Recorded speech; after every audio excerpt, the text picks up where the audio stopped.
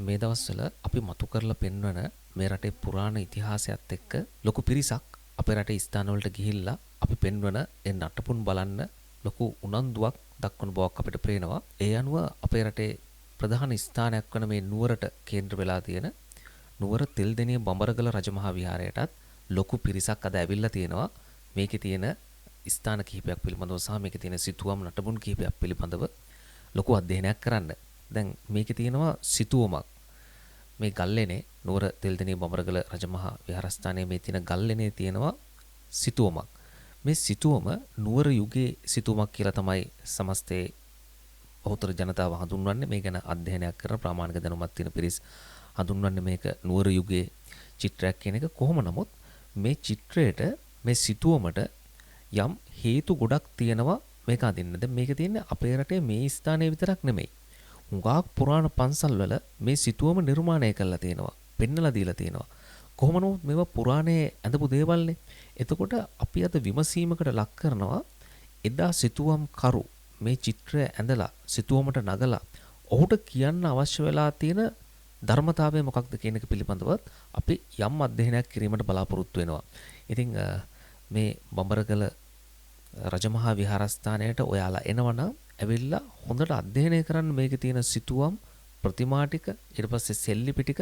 දැන් මේ වැඩසටහනේ නම් සෙල්ලිපි පිළිබඳව මම වැඩි කතා බහ කරන්න බලාපොරොත්තු වෙන්නේ නැහැ. මොකද අපේ පරේක්ෂණය තුල අපිට තේරෙන දෙයක් තමයි සූත්‍ර දේශනාවල ත්‍රිපිටකගත සූත්‍ර දේශනාවල තියෙන දහමට අදාළ තොරතුරුම මේ පුරාණ නටබුන් වල අපේ හිටපු මුතුන් මිත්තන් නිර්මාණය කරලා දීලා තියෙනවා, පෙන්නලා තියෙනවා. සහ එදා යම් හේතුවක් මත තමයි මේ සියලු නිර්මාණ කරලා තියෙන සඳකඩ පහන් පුරාණ හිටපු ප්‍රධානකර ගොඩනැගිලි, පොකුණු පද්ධතිය, වැව් පද්ධතිය, කඳුහෙල්, ගල්ලෙන්, ඊට පස්සේ අපි මකර තුරන් කියයි, ඊට පස්සේ මකර සංකේත, ඒ සත්ව රූප, ගල් කණු කුළුණු මේ ඔක්කොම නිර්මාණය කරලා තියෙන්නේ යම් ධර්මතාවයකට අනුව. ඒ ධර්මතාවය අනුගමනය කරපු මිනිසුන් විසින් තමයි මේව නිර්මාණය කරලා තියෙන්නේ. ඉතින් අපි මේ බඹරගලත් මේ ප්‍රතිමා වහන්සේ පිළිබඳවත් යම් අදහසක් අපි කතා කරන්න බලාපොරොත්තු වෙනවා. ඉතින් අපි මේ පෙන්වලා දෙන කරුණු ඔස්සේ ඕගොල්ලන්ට පුළුවන් මේ ස්ථානයට ගිහිල්ලා මේව නරඹලා මේ යට ගියාව නිවැරදිව අපි තේරුම් ගන්න ඕනේ. අපිට කාගේවත් මතවාදයක් අදහසක් නෙමෙයි අපිට අවශ්‍ය වෙන්නේ.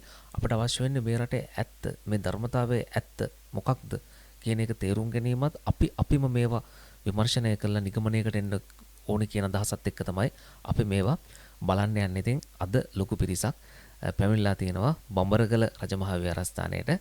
මේකේ තියෙන මේ වටිනාකම් ටික පිළිබඳව බලන්න අපි බලාපොරොත්තු වෙනවා. මෙතනදී අතුල් වෙන ద్వාරයේ තියෙන ඒ මකර තොරණත් එක්කත් යම් පැහැදිලි කර ගැනීමක් කරන්න. කොහොමද මේකේ මකර තොරණ තියෙන්නේ? කොහෙන්ද මේ මකර කියන ඒ සංකේතය ඇවිල්ලා තියෙන්නේ? අපේ හුඟක් පුරාණ ස්ථානවල තියෙනවා. සහ එතනින් නිරූපණය කරලා තියෙන්නේ මොකක්ද කියන එක විමර්ශනාත්මකව අපි කරුණු ඉදිරිපත් කිරීමක් කරනවා ඔබගේ විමර්ශනයට. සහ ඉන්පසු ඔබට පුළුවන් නිගමනයකට එන්න. දැන් විශේෂයෙන්ම මේ ගල්ලෙනේ තියෙන අර සිතුවමත් අපි අධ්‍යයනය කිරීමක් කරමු. මොකද ඒක මාතලේ අලු විහාරෙත් තියෙනවා. ප්‍රධාන දොර මූලය ළඟ තමයි තියෙන්නේ, මුල ඇතුල් වෙන ద్వාරේ. එතන ඇයි ඒ වගේ උඩුකය නිරුවත් සහ යම් සංකේත කිහිපයක් ඔස්සේ ඒ වගේ සිතුවමක් ඒ වගේ ස්ථානයක නිර්මාණය කරලා තියෙන්නේ ඇයි කියන එකත් අපි මේ ස්ථාන දෙක අතර තියෙන සංසන්දනාත්මක පැහැදිලි කර ගැනීමක් කිරීමත් වැදගත් වෙනවා මේ බඹරගල මේ තියෙන සිතුවම අපි අධ්‍යයනය කරනකොට. හොඳයි. කොහොම නමුත් මේ ටික අධ්‍යයනය කරන්න බලාපොරොත්තු වෙනවා සහ සෙල්ලිපි පිළිබඳව මම ඔබට පැහැදිලි කරේ. සූත්‍රගත දේශනාවලත් ඊට පස්සේ මේ පුරාණ නටබුන් වලත් සහ මේ සෙල්ලිපි වලත් එදා පැරණන් මේ සංකේත ක්‍රමය භාවිතා කරලා මේ අක්ෂර කලාව භාවිතා කරලා කියන්න අවශ්‍ය වෙලා තියෙන්නේ මොනවද? දැන් අදටත් ඉතුරු වෙලා තියෙනවනේ ගල්ලෙනේ සෙල්ලිපි තියෙනවා. දැන් මේ බඹරගලත් සෙල්ලිපි ගොඩක් තියෙනවා. එතකොට මේ සෙල්ලිපි තාමත් ඉතුරු වෙලා තියෙනවනේ. ඔබ දන්නවා මේ ලෝකේ භෞතික ලෝකය යම් කිසි දවසක විනාශ වෙන දවසක මේව සක්‍රීයව භාවිතා කරන යුගයක් එනවා. දැන් අද අපි ඇවිල්ලා මේ පිරිස ඇවිල්ලා මේවා බලලා අධ්‍යයනය කරලා යනවා මෙතනින් පිටත් වෙලා. හැබැයි මේවා භාවිතා කරන යුගයක් එනවා. අද අපි ප්‍රදර්ශනාත්මකව තමයි මේවා ඇවිල්ලා නරඹලා කරලා යන්නේ. එහෙම නෙමෙයි. මේවා තමන්ගේ ආධ්‍යාත්මය දියුණු කරගන්න, ආධ්‍යාත්මය වඩා ගන්න අවශ්‍ය කරන ශක්තියින් ජනනය කරන යුගයක් එනවා. ඒ යුගයේ බොහෝ දුරට එන්නේ මේ භෞතික ලෝකේ විනාශ වීමත් එක්ක. මොකද භෞතික ලෝකේ විනාශ වුණාට පස්සේ අද මිනිස්සු මේ භෞතික ලෝකයට ඇලිලා ගලිලා ඉන්නේ. ඉතින් ඒව විනාශ වුණාට පස්සේ ඔවුන්ගේ ඕනෑපාකම් වෙනස් වෙනවා. ඊට පස්සේ ඔවුන් මේ ගම්බිම් වලට කේන්ද්‍ර වෙනවා. ඊට පස්සේ මේ ගහ කොළ ඇල දොළ මේ ගල්ලෙන් මේ ස්වභාව දහමට යොමු වෙනවා. ඒවත් එක්ක තමාගේ ආධ්‍යාත්මය වඩාගත යුතුයි කියන ක්‍රමවේදයකට එනවා. ඒකේ ඕන්ට සුවපහසුවක් බව දැනෙනවා. ඒකත් එක්ක මේ බුදු යුගයක් ආරම්භ වෙනවා. කොහොම නමුත් මේවා නැවත භාවිතා කරන යුගයක් ඒම සඳහාම මේ සෙල්ලිපි තාමත් ඉතුරු වෙලා තියෙනවා. ඒකින්ද මේ සෙල්ලිපි වල තියෙන්නේ හුදේ කෙනෙක් විසින් නිර්මාණය කළා කෙනෙකුට පූජා කරා කියන කතාවට එහා ගිය ලොකු ගැඹුරු ධර්මාර්ථයක් මේව තුල තියෙනවා. මේ හැම කේතයක් ගානෙම දහම ස්වභාව දහම පැහැදිලි කිරීමකට ලක් කරලා තියෙනවා. ඒ ගල්ලෙනට අදාළව සහ අනාගතයේදී මේ ගල්ලෙනට එන පුද්ගලයාට අවශ්‍ය කරන දැනුම සියල්ල මේ දහම සියල්ල මේ සෙල්ලිපිය තුලත් සඳහන් වෙලා තියෙනවා. ඒවා නිකන් අර සඳකඩ පහනේ නිර්මාණය කරා වගේ කොරවක් ගලෙන් ඒ සිංහ රූප වලින් මකර රූප වලින් ඒ ගිනි ජාලාවේ තියෙන ශක්තියින් පෙන්눔 කරලා තියෙන ආකාරය අනුව ඒවා නිර්මාණය කරලා සිතුවමට ඇදලා පෙන්눔 කරලා තිනවා. වගේම සූත්‍ර දේශනාවේ කටවචනයේ දේශනාව තුලින් කියපු දේශනාව අක්ෂරගත වැතුලත් කරලා තිනවා. වගේම මේ ගල්ලෙන් වල තියෙන මේ අක්ෂර තුලත් තියෙන එකම ධර්මතාවයක් ඒව පිළිබඳව අපි පරිශීලනය කරගෙන යනවා.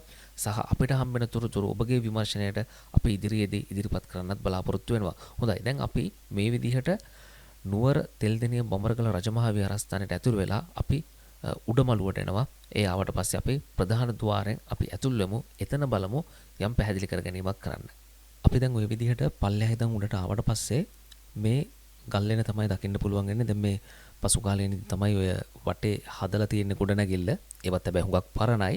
කොහොම නමුත් මේ ගල්ලෙනේ වටේටම තියෙන්නේ තනි ගල්ලෙනක්. ඒක ඇතුලෙන් වෙන් කරලා තියෙනවා. බිත්ති වෙන් කරලා කොටස් කිහිපයකට වෙන් කිරීමකට භාජනය කරලා තියෙනවා.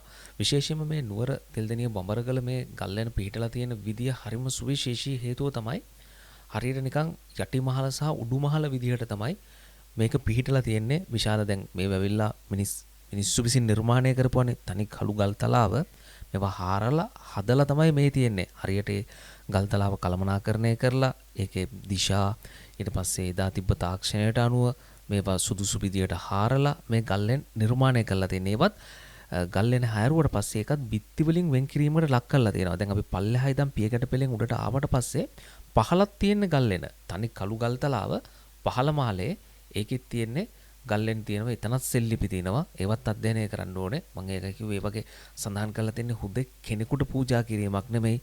ඒකේ තියෙන්නේ ඒ ගල්ලෙනට එන කෙනාට මේ ධර්මතාවය අවබෝධ කරගෙන තේරුම් අරගෙන මේ මඟ වඩලා ඵල ලබලා බුද්ධ වෙන්න අවශ්‍ය කරන ධම තමයි ඒ අක්ෂර කේද තුල තියෙන්නේ කියන එක. දැන් මෙතන ඔබ දැන් පියකට පෙර නැගලා උඩට ආවට පස්සෙත් ඒ තනි ගලු ගල් තලාවෙම ඉහළ කොටසේ තියෙන ගල්ලෙන් ටික අපිට බලා ගන්න හැකියාව තියෙනවා. එතන තමයි ප්‍රතිමා වහන්සේලා තියෙන නිසා අර සිතුවම තියෙන්නේ. දැන් ඇතුල් වෙන තැනම මේ වගේ සඳ පහන තියෙනවා. මේවා කොටස් තුනකට තියෙන්නේ ඔයගොල්ලන්ට පේනවා ඇති. මේවා නම් ඔක්කොම මේ නිදන් හොරු හාරලා පස්සේ තමයි මේවා මේ තැන්පත් කරලා තියෙන. උතන තියෙන සෑයත් නිදන් හොරු හාරලා විනාශ කරලා කඩලා බිදලා දාලා තියෙන. දැන් මේ වෙනකොට ඊට පස්සේ බෙදපු සෑය තමයි උතන තියෙන්නේ. කොහොම හරි අපි මෙතන මෙතනින් ඇතුළු වුණාට පස්සේ මෙතන තියෙන සිතුවම් ටික පිළිම වහන්සේ වන්දනා කරන තැනට එතනට ඒ ගුහාවට ලෙනට ඇතුල් වෙන්න කලින් එතන තියෙන සිතුවමෙන් ඇතුළාන්ත එතන මූලයනේ. මූලය තමයි එතන. ඒ මූලයේ සඳහන් කරලා තියෙන සිතුවම් වලින් තියෙන ධර්මතාවය මොකක්ද කියලා අපි යම් ප්‍රමාණයකට තේරුම් ගැනීමට උත්සාහ කරමු. දැන් මේ තියෙන්නේ එතන දැන් මේ වටේ තියෙනව නේද සිතුවම් ටික. දැන් අපි උතන මූලයෙන් ඇතුල් වෙන්න ඕන. එතන මුල. ඔක තමයි මුල. දැන් මුල උඩ තමයි මකරා ඉන්නේ. එතකොට ඒ වගේ තමයි ඕගොල්ලන්ට මම පෙන්නුවේ අර මකරා ඉන්නේ සිතුවම් වල මූලයේ. අපේ පැරණි ප්‍රතිමාවල තියෙන තැනත් මකර මුලේ ඉන්නේ. ඇයි ඒ? ඊට පස්සේ අර ගල් විහාරයේ මකර කොල්ලා තියෙනවා බුද්ධ ශීර්ෂ තබාගෙන තියෙන්නේ ඒක උඩ. ඉතින් මොකක්ද මේ මකර ස්වරූපය? එතනින් කොටස් අන්ත දෙකකට කොටස් දෙකකට කැඩෙනවා. අපි මේක පිළිබඳව අධ්‍යයනයක් කරමු. දැන් මේ බලන්න මෙතන මුලින්ම අපි බලමු මේ තියෙන පින්තූර දිහා. දැන් ඔයාලා මේක චිත්‍ර හොඳට අධ්‍යයනය කරන්න. ඔයගොල්ලන්ට මතක නම් අනුරාධ පෙරවත්ත මහත්මයා පැහැදිලි කරන මේ නෙළුම් මලේ කතාව මතකද? මේ මල් වලින් කියන පෙති ගණනින් 8 16 32 64 අපේ මනස ක්‍රියාත්මක වෙන්නේ ඒ ආකාරයටම තමයි. 2 4 ඔව් කැපැසිටි අපේ මනස ක්‍රියාත්මක වෙන චතුර් මහා දීපය. ඒක අපේ මනසට ක්‍රියාත්මකයි. චතුර් මහා දීපය චතුදිශ ශඟශ කියලා පැහැදිලි. එතකොට මේ රූපරවම ඕගොල්ලෝ අධ්‍යයනය කරන්න මේ බලන්න මේ රූප වලින් මොනවද මේ පෙන්වන්නේ? මෙච්චර මේ මල් පෙන්නලා මේ ඇඳලා තියෙන්නේ මේ ලස්සන නිරූපණය කරන්න විතරද? මේ ලස්සනටද මේ වේදා මේව ඇඳලා තියෙන්නේ? නැත්තම් මේ වගේ ලොකු කතාවක් කියනවාද? අපි කොහෙට ගියත් පැරණි ගල්ලෙන් වල බිතු සිතුවම් දැක්කහම මේ විදිහේ රූප නෙමෙයිද අපිට හම්බෙන්නේ. දැන් මේ ප්‍රභු රූපද මේ? නෑ අර අපි මේකෙන් තේරුම් ගන්න ඕනේ සක්විති යුගයත් බුද්ධ යුගයත් අතර කතා මාලාව තමයි මේ තියෙන්නේ. මේ බලන්න දැන් මෙතනනේ මේ ගල්ලෙනට ඇතුල් වෙන ద్వාරය මේ ගල්ලෙනෙන් ඇතුල් වුණාට පස්සේ තමයි ඇතුළේ ප්‍රතිමා වහන්සේලා දැක බලා ගන්න පුළුවන්. එතන තියෙනවා සැතපෙන ප්‍රතිමාව සහ හිඳි ප්‍රතිමාව. දැන් මේ ඔක්කොම මේ චක්‍රය යන්නේ බුද්ධෝ ජාතෝති පීදං අபிසම්බුද්ධෝති පීදං ධම්මචක්කම් පවත්තිතං තිති අවසාන වශයෙන් පරිනිබ්බුතෝති කියන ස්වභාවය තමයි මේ බුද්ධ ස්වභාවය තමයි මේ හැම චිත්‍රයකින්ම සිතුවමකින්ම පෙන්වලා තියෙන්නේ. ඒකයි අපි මේ තැන් වලට ගිහලා හරියට අධ්‍යයනය කරන්න ඕනේ. මම ඒකෙන්ද ඔයාලට පෙන්වන්නම්. දැන් බුද්ධෝ ජාතෝතිපි කිව්වහම අපි බලන්නේ අර අවසානයේ බුද්ධ රූපය විතරයි. ඊට කලින් තව පියවරවල් ගොඩක් තියෙනවා. බික්කු බික්කුණියෝ උපාසක උපාසිකාවල ඉඳන් පියවරවල් කිහිපයක් යන්න ඕනේ. ඒක තමයි අර මල් හතෙන් පෙන්වන්නේ. ඒ ගිහිල්ලා තමයි අවසානයේ අபிසම්බුද්ධෝතිපි කියන தത്വෙට අර හිඳි පිළිමේ නිරූපණය කරන ඒ දෙයට එන්නේ. එතකොට මේ බලන්න දැන් එක තමයි කොටස් දෙකකට බෙදෙන්නේ. මේ තියෙන මකර ස්වරූපය දැන් මේ බලන්න මේ ඇවිල්ලා මුලනේ ඇතුල් වෙන තැන මේ පින්තූර මේවා හුඟක් ඒවා මැකිලා මේ උඩ ගලේ සිතුවම් කරලා තිබ්බේවා පැරණි සිතුවම්නේ ඒවා මැකිලා දැන් මේ ගල් ලෙන ඇතුලේ තිබ්බේවත් සිතියක් මැකිලා පමණක් කෑ සමහරක් වෙන මකලා වෙන්නත් පුළුවන් මේ කතාව තේරුම් යනකොට නැත්නම් සමහරක් විට හුඟක් දැන් නම් සංරක්ෂණය කරලා තියෙන හැඩක් පේන්න තියෙනවා පමණක් හැබැයි සිතුවම මැකිලා නමුත් ඒ සිතුවම් ස්තරය බදාම ස්තරය සංරක්ෂණය කිරීමක් කරලා තියෙනවා. තවත් එතනින් එහාට ඒක පළුදු වීමක් සිදු නොවන විදිහට සිතුවම් වල. දැන් කොහොම හරි මේක තමයි එක ඒකත්වය තමයි කොටස් දෙකකට බෙදෙන්නේ. මේ බලන්නකෝ. ඔයාලට පේනවද මේ මකරගෙන් එන මේ ජාලාව කොටස් දෙකකට දෙපැත්තකට බෙදෙනවා. දැන් මේ මකර තොරණනේ හුඟක් තැන් වල තියෙන්නේ. හැබැයි ඔයගොල්ලන්ට පේනවද මේ යටිනුත් උඩට ඒ ජාලාවම ආයි උඩටත් යනවා මේ. උඩින් මෙහෙට බෙදිච්ච එක අපව යටින් දෙපැත්තෙන් මේ පැත්තෙනුත් මෙහෙන් උඩට මේ පැත්තෙනුත් මෙහෙන් උඩට දෙනවා. ඔන්න බලන්නකො මල් කීයක් තියෙනවද කියලා මෙතන. 1යි 2යි 3යි 4යි 5යි 6යි මෙතන තමයි 7 වෙනි එක අන්තිමට එක. ඔයාලට පේනවද මේ ස්වභාවය මේ හැම සියුම් පෙත්තකම මේ හැම සියුම් රේඛාවකම ගොඩාක් දේවල් මේ ධර්මයේ අඩංගු බුද්ධ දේශනාවේ සිදු කරපු ඒ සියලුම දේ මේ වගේ නිර්මාණ තුල අඩංගු වෙලා තියෙනවා. එතකොට මේ 7 මේ පැත්තට ඇවිල්ලා මෙතනින් තමයි අවසානයට යන්නේ. කියන්නේ අපි එක තමයි රාග දේශ මොහේ ඉඳලා කොටස් දෙකකට වෙන් වෙන්නේ. ඔයගොල්ලෝ මේ කතාව දන්නවනේ. ඊට පස්සේ එතනින් ආපහු උඩට යන්න නම් විරාග අදේශ අමෝහ වලින් තමයි උඩට යන්න තියෙන්නේ. එතකොට මේ මකර තියෙන්නේ කොතනද කියන එක ඔයාලා බලන්න. මම ඒක අර පෙන්වුවේ ගල් ප්‍රතිමාවේ කොහෙද ගල් විහාරේ පොළොන්නරුවේ තියෙන ප්‍රතිමාවේ බුද්ධ ශීර්ෂය තියාගෙන ඉන්නේ මකර සලකුණ එතන තියෙන්නේ. ඊට පස්සේ හුඟක් ප්‍රතිමාවල මකර දාලා තියෙන්නේ කොතනද කියලා බලන්නකො පැහැදිලිව පේනවා මකරගෙන් එන මේ ජාලාව කොහෙන්ද මේ අභ්‍යන්තරේ කොහෙද නිරූපණය කරලා පෙන්වන්නේ. මොකක්ද මේ මකර ජාලාව? ඔය තේරුම් ගන්න බැරුව තමයි මේ මකරට එක එක දේවල් දාලා තියෙන්නේ. මේ මායя තමයි. මායя වෙන්නේ එකම ස්වභාවය එකම මූලය මූලාධාරය මේ මුල වැරදි විදිහට භාවිතා කරොත් මායя හරි විදිහට භාවිතා කරොත් බුද්ධ ඔය කියන කොටස් දෙක අතර තමයි මේක දෝලණය වෙන්නේ. ඉතින් වෙන්නේ දැන් මායя හින්දා තමයි මේක කොටස් දෙකකට බෙදලා තියෙන්නේ. මොකද්ද මායя? රාග දේශ මෝහ නිසා තමයි මේ කොටස් දෙකකට බෙදා වෙන් වෙලා තියෙන්නේ. දැන් ආයි බුද්ධ කියන தത്വෙට යන්න ඕනේ. මල් 7ක යන්න ඕනේ. මේ තියෙන්නේ ඒක බුද්ධෝ ජාතෝතිපි. ඉද තථාගතේන ජාතෝතිපි කියන தത്വෙට යන්න ඕනේ. අර අපි නෙළුම් මල් 7ක ඇවිදිනවා පෙන්වන්නේ. මෙන්න මෙතන ඉඳන් උඩට යන්න ඕනේ. මේ තියෙන්නේ. ඒක තමයි මෙතනින් පෙන්වන්නේ. ඊට පස්සේ මෙතන මේව ඔක්කොම ක්‍රියාත්මක වෙන්නේ එක තමයි කොටස් වලට බෙදන්නේ දෙකට. ඊට පස්සේ දෙකේ බල විදිහට. දෙකේ බිඳුවෙනි බලය තමයි 1. මේ තියෙන ඒකත්වය. අපි දැන් ඔය ඒකත්වය ගත්තාම ඒක ධම්මෝ භාවිතෝ බහුලීකතෝ කියලා කියන්නේ ද්වතාවය. ඊට පස්සේ ත්‍රිපරිවට්ටය මේවා ඔක්කොම මේ එකිනෙකට සම්බන්ධයි. මේවා ඔක්කොම ධහමේ තියෙන අඩංගු දේවල්. එතකොට දෙකේ බිඳුවෙනි බලය 1යි. දෙකේ එක්වෙනි බලය 2යි. දෙකේ දෙවෙනි බලය 4යි. දෙකේ තුන්වෙනි බලය 8යි. දෙකේ හතරවෙනි බලය 16යි. දෙකේ පස්වෙනි බලය 32යි. දෙකේ හයවෙනි බලය 64යි. මේ 64 තුල තමයි සියල්ලම සිදුවීම වෙන්නේ. ওই නිසා තමයි මේක දෙකේ 6 වෙනි බලය 64යි. එතකොට දෙකේ 6 වෙනි බලය එනකොට 6ක් මල් 6ක් තියෙනවා. හැබැයි අපි දෙකේ ඒකත්වයට එන්නේ දෙකේ බිඳුව. තමයි 1. මේ දෙකේ බිඳුව. එතකොට මේ ඒකත්වය තමයි කොටස් දෙකකට බෙදෙන්නේ. එතකොට 7ක් තියෙනවා. මේක තමයි සක්වල. අපි සක්වල දොරටුවේ තියෙන්නේ මොනවද කියන එක අපි පැහැදිලි කරලා තියෙනවානේ. එතකොට මේවට අදාළ මේ ධර්මතාවයට අදාළව තමයි සියලු සිතුවම් මේ රටේ හම්බෙන පැරණි සීගිරි සිතුවම් ගත්තත් අපි පුරාණ ගල්ලෙන් විහාරවල තියෙන සිතුවම් රිදී විහාරයේ තියෙන සිතුවම් ඊට පස්සේ ඒ සිතුවම් වලට අනුව තමයි අලුතෙනුත් සිතුවම් නිර්මාණය කරලා හදලා තියෙන්නේ. සිතුවම් කරලා තියෙන්නේ. ඉතින් නමුත් ඒකට මුල් සිතුවම් වලට ආభాෂය වුණේ මේ බුදුදහමම තමයි. එතකොට එක තමයි ද්වයතාවයකට බෙදෙන්නේ. ඒ බෙදෙන්නේ රාග දේශ මොහෙන්ද. එහෙනම් විරාග අදේශ අමෝහ වලට අදාළව තමයි රාගක්ඛයෝ දේශක්ඛයෝ මෝහක්ඛයෝ නිබ්බාණං කියන ඊට අදාළව තමයි සියලුම සූත්‍ර දේශනා වෙලා තියෙන්නේ. ඔබ හොඳට හොයලා බලන්න හැම සූත්‍ර දේශනාවක්ම මේ බුද්ධ කියන වීම සඳහා බුද්ධ වීම සඳහානේ තියෙන්නේ. බුද්ධ වීම සඳහා තමයි සියලුම සූත්‍ර දේශනා ලෝතර බුදු පියාණන් වහන්සේ සහ ඒ මගපලලාභයෙන් අරහත් බුදු පියාණන් වහන්සේලා සියලු දෙනාම දේශනා කළා තියෙන. ඉතින් මේව පසු කාලිනව මිනිසුන්ට කියව ගන්න බැරි වුණා. මිනිසුන්ට කියවන්න තේරුමක් තිබ්බේ නැහැ. ඒකයි මේව පැහැදිලි කරලා දෙන්නේ ඔබගේ විමර්ශනයට, ඔබගේ පරීක්ෂණයට. දැන් බඹරගලට ගියාම නూరు තෙල්දෙනිය බඹරගලට ගියාම ඔයාලා මේක බලන්න. හත තමයි ඕකට තමයි අර ඡත්‍රය දාන්නේ. දැන් බුදු පියාණන් වහන්සේගේ වුණත් රහතුන් වහන්සේගේ වුණත් අර පිටිපස්සෙන් රැස්වලල්ලක් විදියට අර රවුමක් දාන්නේ. ඕක තමයි දැන් අපි ගල් විහාරෙත් තියෙන්නේ. පිටිපස්සෙන් ඒ ඡත්‍රය මකරා ඒව කිසි දෙයක් බලන්නේ නැහැ මිනිස්සු ගිහිල්ලා. ප්‍රතිමාව ඉදිරියෙන් පේන තියෙන ප්‍රතිමාව බලනවා. ඒකට පිටුපසෙන් තියෙන කොටස බලන්නේ නැහැ. පිටුපසෙන් තියෙන කොටසේ ක්‍රියාකාරීත්වය මත තමයි ඉදිරියේ තියෙන ප්‍රතිමාව නිර්මාණය වෙන්නේ. මේවා සියල්ලම අභ්‍යන්තරයේ වෙන ක්‍රියාකාරකම්. ධර්මයේ ක්‍රියාත්මක වීම තුලින් තමයි බුද්ධ වීමට එන්නේ. දැන් මම ඔයාලට මේ මූලයෙන් ඇතුළු වුණාම මේ මූලයේ තියෙන්නේ කොහෙද ඇත්තටම? මේ මූලයේ තියෙන්නේ අපේ බඹයක් පමණ වූ ශරීර කූඩුව තුල. ඊට අදාළව තමයි ධර්ම දේශනාව වෙලා දෙන්නේ. ඊට අදාළව තමයි බාහිර කොට නැගිලි නිර්මාණය කරලා තියෙන්නේ. සිතුවම් පෙන්වලා දීලා තියෙන්නේ.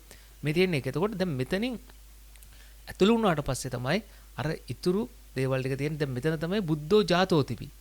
ඊට පස්සේ මෙතනින් පටන් අරගෙන දැන් ඔයාලට පේනවද මේ වටේ තියෙනවා මේ තියෙන්නේ 1යි 2යි 3යි 4යි 5යි 6යි. මේ තියෙන්නේ මේ පැත්ත පේනවා ඔයාලට. මෙතනින් පටන් ගත්තාම ඔන්න බලන්න මෙතනින් පටන් ගන්න මේ කොටස මේ රතු වෙලා තියෙන කොටස පේනවනේ. මෙතනින් 1යි 2යි 3යි 4යි 5යි 6යි 7 තමයි බුද්ධ ස්වභාවය. ඒක තමයි මේ අවසාන විදිහට පෙන්වන්නේ. එතකොට මෙතනින් 6යි යන්නේ 1යි 2යි 3යි 4යි 5යි 6යි 7 තමයි අවසාන මල. මේ මල කිව්වම මේ එළියේ තියෙන නෙළුම් මලක් කිසි දෙයක් හෝ මල කැවදීමක් නෙමෙයි. මේ ඔක්කොම අභ්‍යන්තරයේ තියෙන තමන්ගේ මේ චක්කවත්ති කියලා කියන්නේ අර අපි කියන්නේ බුද්ධ යුගයක් කියන්නේ චක්කවත්ති යුගයකට පස්සේ. ඒකෙන් අදහස් කරන්නේ ඇත්තටම ඒක ලෝකයේ බාහිරව සිදුවෙන්නේත් එහෙමයි. චක්කවත්ති පිරිසක් තමයි මුලින් නිර්මාණය වෙන්නේ.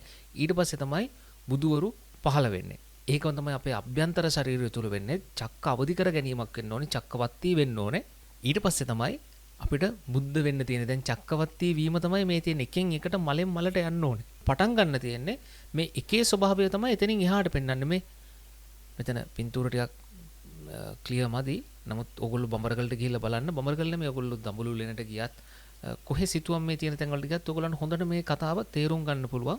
අර මල් වල තියෙන්නේ 2 8 පටන් ගන්න 8 ඇත්තටම. හුඟක් ඒවා තියෙන 8 4 තියෙනවා. 8 තියෙනවා. 8 හේතුව 4 4 8 ත්‍රිමාණ විදිහට තමයි ඒක පෙන්නලා තියෙන්නේ. 8න් 16 32 64. එතකොට මෙතන මේ පළවෙනි ස්වභාවයට එන්න චක්කවත්ති අවදි වීම චක්ක අවදි කර ගැනීම තුල මූලාධාරයේ ක්‍රියාත්මක වීම තුල පළවෙනි ස්වභාවය එන්නේ මෙන්න මේ උපාසක බික්කු බික්කුණී කියන ස්වභාවය එන්නේ මෙන්න මේ මුල් කතාවෙන්. ඒ මුල් කතාව තමයි මෙතන ද්වයතාවයක් තියෙන්නේ. කාන්තා පිරිමි ශක්තිය එකතු වීමක් තුල තමයි පළවෙනි ස්වභාවය ගොඩ නැගෙන්නේ. ඉතින් මූලය අමතක වෙලා මේව කරන්න බෑ. මුලෙන් තමයි මූලාධාරයෙන් තමයි මේ කතාවේ ආරම්භය තියෙන්නේ.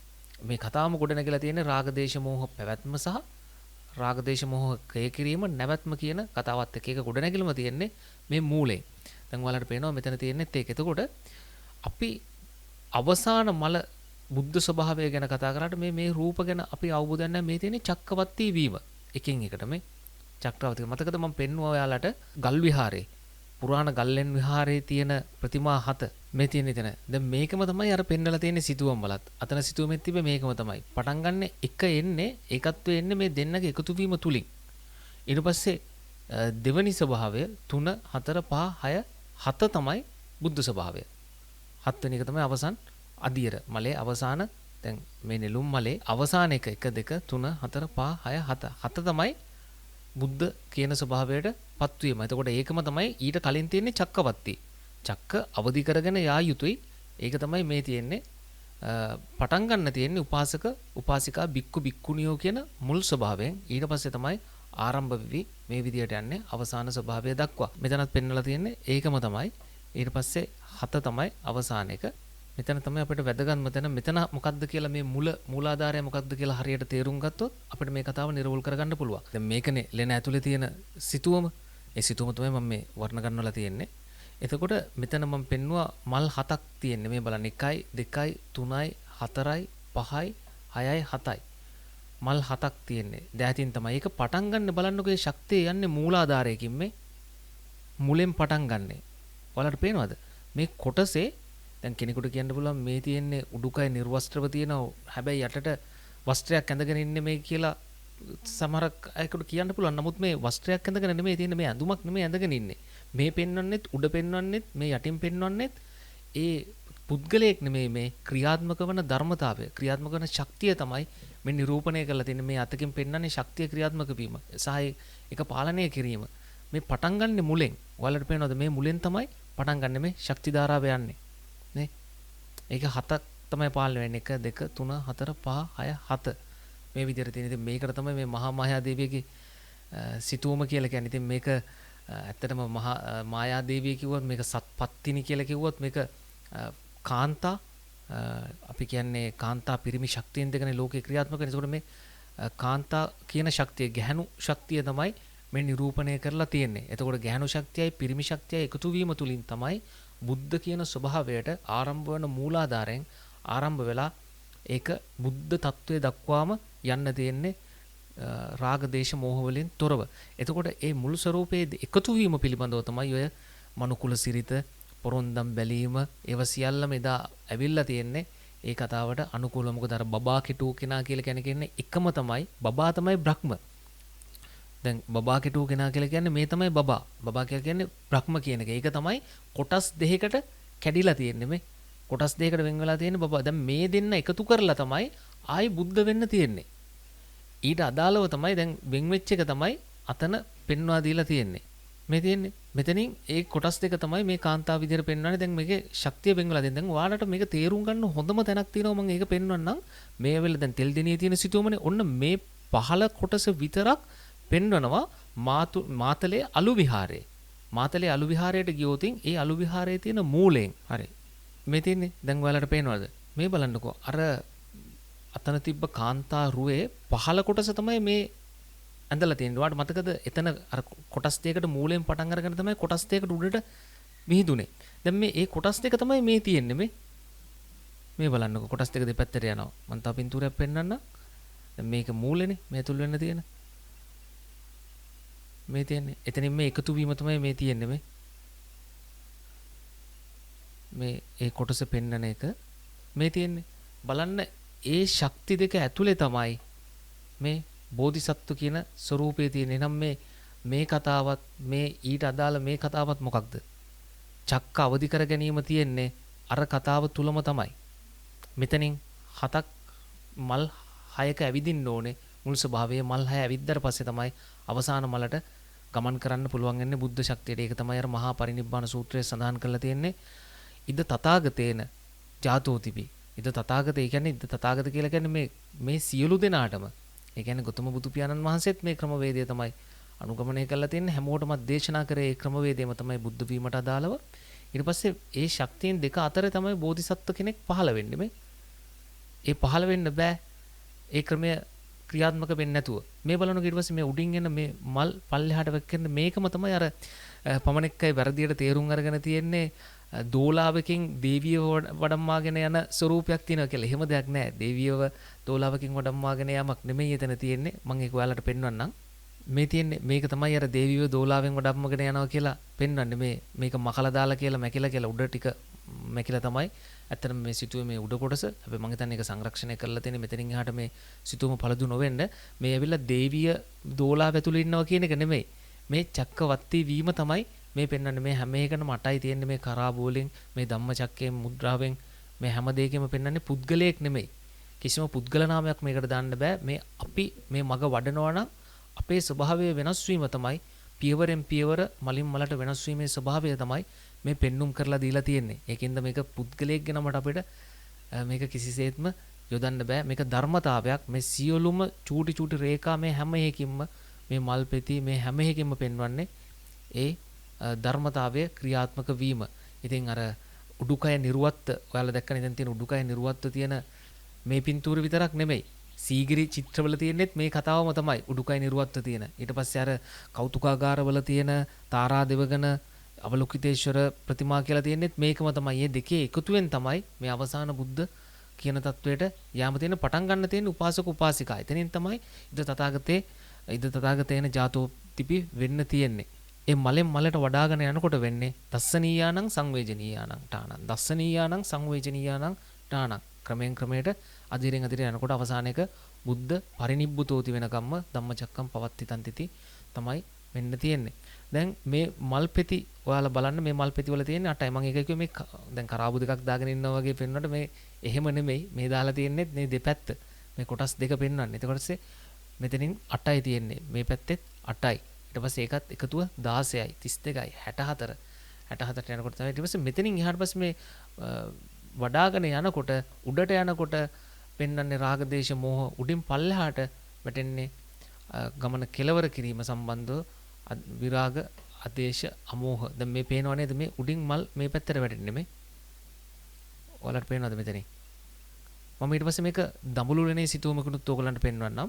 මේ තියෙන්නේ උඩුකය නිර්වත්ව තියෙන මේ හැම එකෙම පෙන්වන්නේ මේ එකම ධර්මතාවය තමයි මේ කාන්තා කියන ස්වභාවයේ අන්ත දෙක අතර මේක චක්‍රය කරකෙන්නේ. මේ කාන්තා කියන ස්වභාවය තමයි පේන්නේ. දැන් මෙයා ඔයගොල්ලෝ මේවා පොඩ මේක zoom කරගෙන ගියොත් මේ උඩුකය පෙන්වලා තියෙනෙත් මේ හැම තැනකම ධර්මතාවයේ තියෙන්නේ. මේ හැම චක්‍රයකම තියෙනෙත් ඒක මේක චක්‍රයක් මේ පෙන්වන්නේ චක්‍රය. මේ තියෙන මං කිව්ව අර චක්කවත්ති වෙනකොට අදිරෙන් අදිර යන්න එපා පියවරෙන් පියවර. එතකොට මේකේ උඩ මේ තියෙන උඩින් වැටෙන මල් ටික මේ උඩ ඉඳන් තමයි මෙතනින් තමයි දෙපැත්තට වැටෙන්නේ මේ. ඒක හැම එකම තියෙනවා. දැන් අර ඔයාලා දැක්කනේ බඹරගල උඩ තියෙන සිතුවම් වලත් ඒක තියෙනවා. මේ තියෙන්නේ මේ වෙලාව දඹුලුලනේ තියෙන සිතුවම්. ඔයාලට පේනවා දැන් මේ ඉන්නේ දෝලාවක නෙමෙයි. දැන් කෙනෙක්ට කියන්න පුළුවන් මේ කොටස විතරක් දැක්කට පස්සේ මේ තියෙන්නේ දෝලාවක ගෙනියනවා කුමාරිකාවව රැගෙන යන එකක් පෙන්වන්නේ කියලා. එහෙම දෙයක් නෙමෙයි මේ තියෙන්නේ. මේ තියෙන්නේ පැහැදිලිව මේ ධර්මතාවය විස්තර කරලා තියෙන්නේ. ඒකත් මේ උඩින් පේනව නේද? කොටස් දෙකට යන විදිය මේ හැම සියුම් කැටයමකින්ම මේ ධර්මතාවයේ සූත්‍ර දේශනාවල තියෙන හැම වචනයක්ම මේ තුල අන්තර්ගත වෙලා තියෙනවා. ඊට පස්සේ මේ උඩේ ඉඳන් පල්ලයට වැටෙන්නේ මේ මල් ටික වැටෙන හැටි. මේවත් ඔයාලට පේනවනේ මේ. මෙතන තියෙන්නේ 8යි.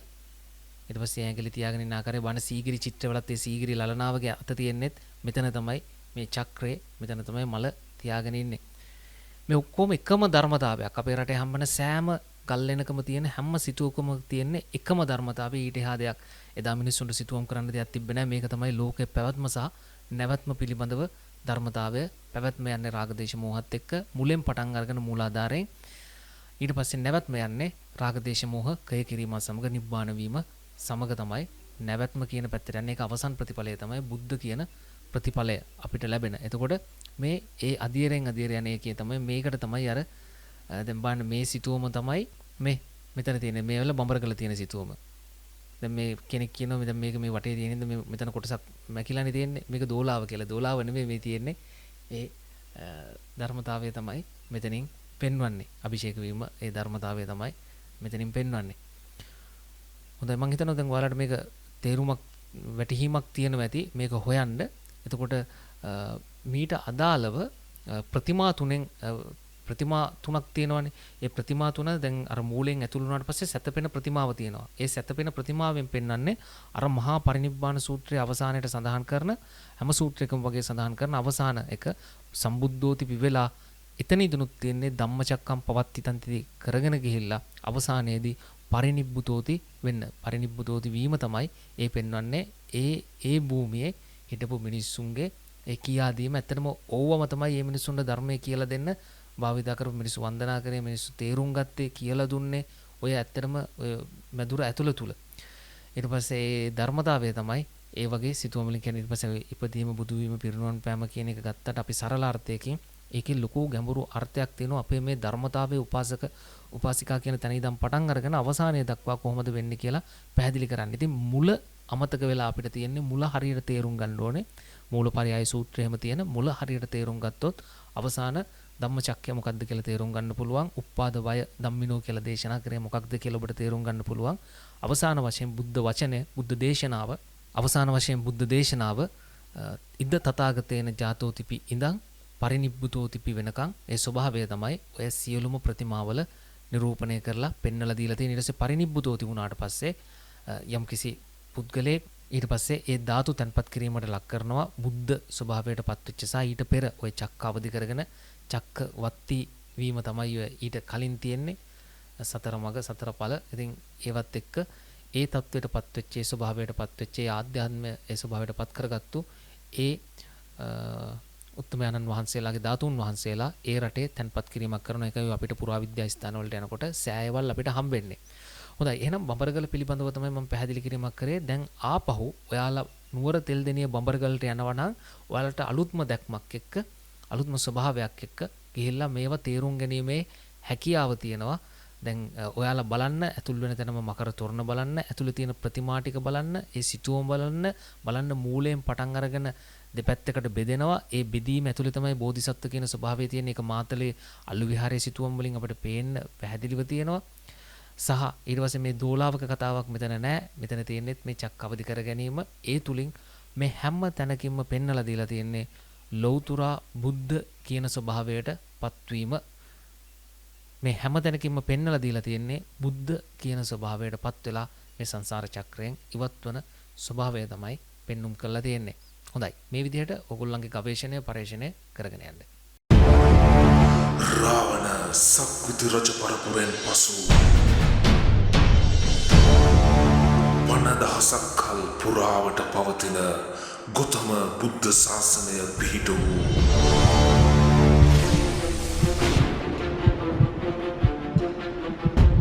ගෞතම බුදුන් උපන් ජම්බුද්වීපය සොයා යන සිව්හෙළයේ සත්‍ය හෙළිදරව්ව